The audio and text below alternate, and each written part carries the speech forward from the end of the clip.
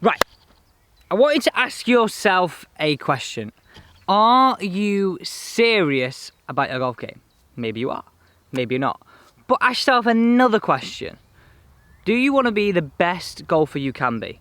Well, today I have the single greatest drill that you and every golfer should be doing. Welcome back, guys, to another Training Tuesday. We're down here at Mottram Hall. It's now time to start training smart. And I promise you, what I'm about to tell you, you've never heard before. Now, if you are a brand new viewer, warm welcome. Please do consider hitting that big red subscribe button. That's just that one down there. And as well as doing that, if you are enjoying the content anytime, guys, please do hit that thumbs up button. Now, I asked you two questions at the start, but now I want you to comment down below. How often do you practice? And what is your ratio of practice to playing? At the moment, for me, I'm probably about 90% play and 10% practice, but I would love to know what scenario you're in. So what I've set up here is what the equivalent of two range mats are. We've got our one range mat, and then this is a second range mat.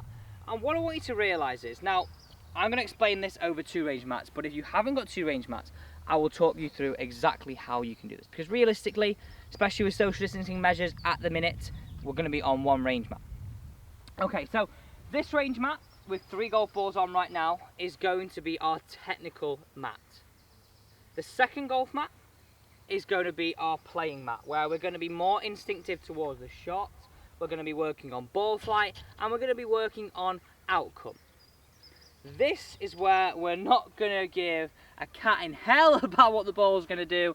We're looking at creating better moves in the golf swing. Now, you might be thinking, Alex, well, all we're bothered about actually doing in our golf swing is actually what the ball's doing. But I can assure you, many people that come to me for the first time, and many golfers that I talk about, are more bothered about what their swing looks like as opposed to their ball flight. And this, for me, is the best way to blend improvements in the golf swing and 2, improvements in ball flight. Because sometimes we have to lose ball flight to get it back and be better, because we're learning new moves. Our body's not used to moving it in certain ways. So this is exactly how I would tailor a perfect range session. So let's just talk you through exactly what I'm working through in my golf game, because if I'm only practicing at 10% out of the 90% when I'm actually playing golf, okay, I need to make sure that this is so vital. So me doing this actually gives me a really good insight to actually improving my golf game. So how I would tailor this session is, on this mat right now,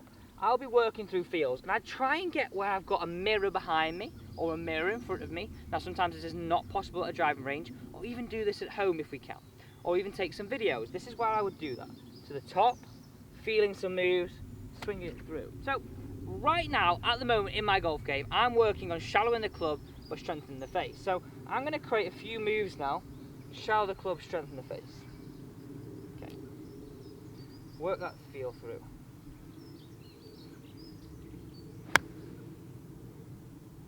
Perfect. Lovely mini version. Okay. Ball 2. All I'm bothered about is the move that I'm making right now.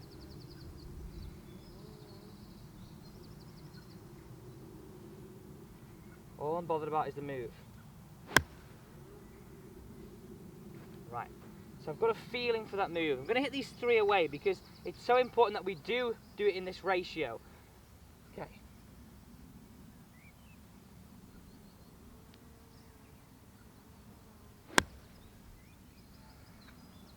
Perfect. They're 3 moves. And whatever you're working on your golf game, that is where we do it. That zone there is where we do it. Let's now explore this a little bit further and jump into what we're going to call the game zone, the playing zone, and where we're going to be very more now instinctive towards target. Put yourself in this situation. I've been there. I know potentially you've been there. We stood on the range mat, we hit, we pull one away. We hit, we pull one away. We hit, we pull one away. Before we know it, we've gone through 75 to 100 golf balls and we don't feel like we've improved. I want you now to get sets of 4. I want you now to get less golf balls. So if you're someone that usually gets 100, get 75. If you're usually someone that gets 75, get 50. This is going to, honestly, transform your practice. You're going to walk away from a range session now going, wow, I now feel like I've achieved something.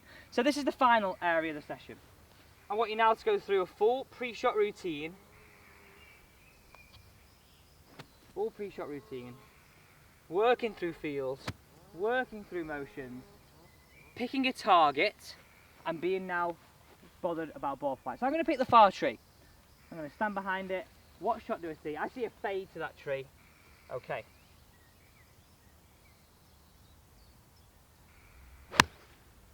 Oh, pure. So I've managed to take feels, which I was using on the first range mat, blend it into an actual shot on the golf course. And you think about it, that's all we're trying to do. We're trying to blend our practice into what we do on the golf course, but we don't seem to actually, during a range session, do elements of this. So bringing in this 2 range mat theory will exactly do that thing for you. Blend what you're trying to improve technically into what we want to happen on the golf course. Now, I mentioned at the start of the video, if we've not got the ability to use 2 range mats, it's so simple. All we actually have to do is 3 golf balls on the mat, leave the rest of the golf balls in the basket, put the 3 golf balls down, drill the 3 golf balls away, walk off the mat, put the 1 range ball down, pick the target, go through the full routine, change golf club, change target each time.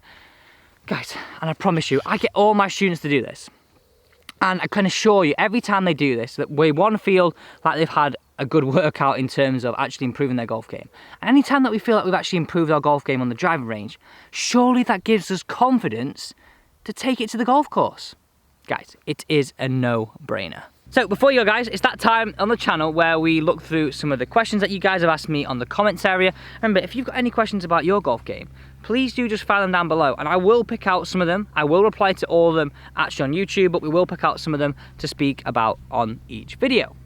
So also, I asked you a question at the start of today's video that was about what was your percentage of practice to play. And remember, I'm like 90% and possibly not the correct way around. It's just what I feel at the minute is when I finish coaching, I like to go and play with my friends, I like to go and do some social golf, and there's no real, for me, any tournament golf. I know tournament golf started back up now, and that's super cool, and we're all enjoying that, but actually for me at the minute, it's just a bit of social golf.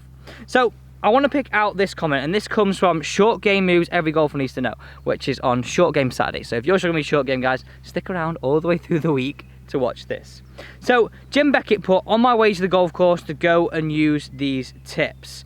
I mean, we're talking about 3 golf moves around the short game that you need to know. The next one, this drill will really improve your golf swing, and this was all about Short Game Saturday again. Hi Alex, can you use the stretch to use with your irons? Another great drill. 100%. And what we're on about there from Chris, I had a band across my shoulders, and I was trying to feel like my whole body was synced up, not having that independent motion with these arms. And now we all get it, if we all get a little bit lazy or we're not quite concentrating, the arms kind of work independent of the body. The final one though, this is the exact one I really love. Obviously all the comments are great, but this one, 5 ways to stop your slice forever. Like, we all hate slicing it. It's just horrible, isn't it? Just absolutely horrible. From Fax, he said, great video, great video, things like this just continue to build my knowledge and understanding of why my shot is wrong. Now we can't afford lessons at the minute. This is my best place to do some self-analysis and some tips with simple instruction. And that's what I'm about here, guys. I'm about helping you be the best golfer you can be. So I hope that actually helps you improve, because if you're someone that doesn't use YouTube instruction, or you're somebody that actually does use YouTube instruction but have PJ Golf professional lessons as well, this is a great way of splitting up your practice from the actual technical mat to the actual playing mat, and having that separation in your practice, well, it's a no-brainer. I can 100% assure you. That is all we have time for on this week's Training Tuesday. See you tomorrow for the Wednesday Wisdom.